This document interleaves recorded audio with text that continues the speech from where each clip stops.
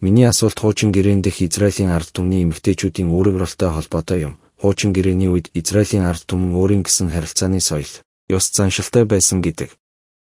Ялангуяа эмэгтэйчүүдийн нийгэмд эзлэх байр суурь нь тун баг, нийгэмдээ гадуурхагддаг байсан. Тэдний хийх гол ажил нь гэр орон үр хүүхдийн сайн харж хандах байсан. Тэдэнд ирчүүдийн адил эрх мэдэл байгаагүй гэдэг.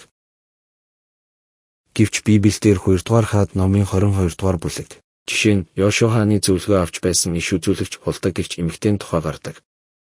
Мөн Мосегийн эгч Мирьям нь иш үзүүлж дуусан тухай гэтэл номын 15 дугаар бүлэгт бичигдсэн байдаг.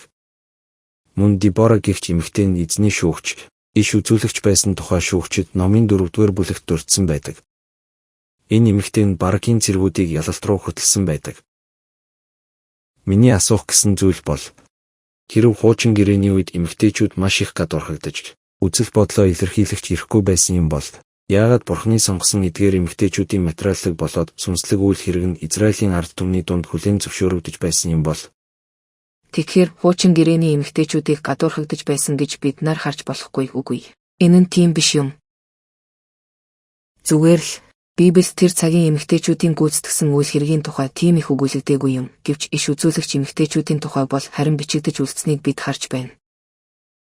Жишээлбэл иш үзүүлэгч Дебора 40 жилийн турш Израилийг захирсан гэж бичигдсэн байдаг. Бурхан түүнийг иш үзүүлэгчээрээ дуудсан юм. Энэ нь үнэхээр гайхалтай.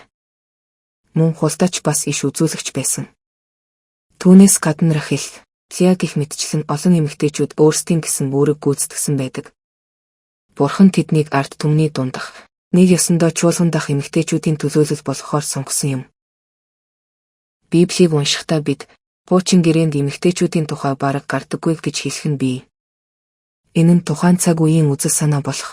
Эрэгтэй хүн бол гэрийн эзэн. Тэр гэр бүлийнхээ хоол хүнсийг залгуулах ёстой. Харин эхнэр нь хүүхдүүдийнхээ хүмүүжилд анхаарах ёстой гэсэн соёлтой холбоотой юм. Библиэлд гардаг эдгээр иш үзүүлэгчд нь маш ухаалаг эмэгтэйчүүд байсан болов уу? Магадгүй тэд бэлэвсэн байсан ч юм уу? Эсвэл ерөөсөө гэрлэж байгаагүй байсан байх гэж би боддог.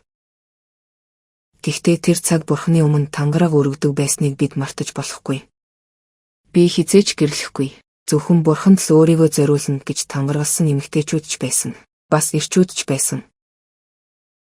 Хэрэв тухайн эмэгтэй Бурханд өөрийгөө зориулахаар шийдвэл, Бурхан мэдээж түүнд үүрэг даалгавар өгч, түүнийг ивэж, урамшуулдаг байсан.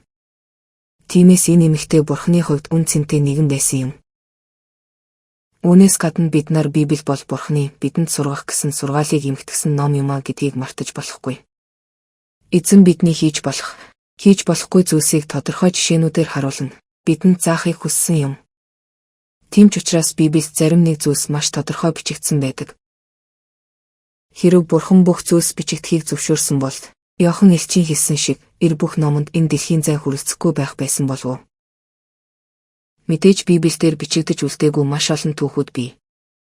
Гэвч Бурхан бидний амьдрал хэрэгтэй чухал хэсгүүдийг нь онцолж харуулахыг хүссэн юм. Гэвч хүндэт итгэлийн ахын дүүсээ өнөө цагт ч бас эзэнтэй хийсэн маш олон гайхалтай гэрчлэлүүд бидэнд бий. Хичнээн их гайхамшигт зүйлс сайн мэдээг түгээхэд тохиолдсон билээ. Бурханы үйлдсэн гайхамшигыг гэрчилсэн хэдэн мянган тохиолдлууд чуулгануудад бий билээ. Хичнээн олон удаа Бурханы өөрийгөө илчилсэн тухай гэрчлэлүүд яригддаг билээ. Тэгээд энэ бүх тохиолдлуудыг хүмүүст уншуулахаар бүгдийг нь цомтгож бичнэ гэдэг бол боломжгүй зүйл юм. Энэ нь дэндүү их болно.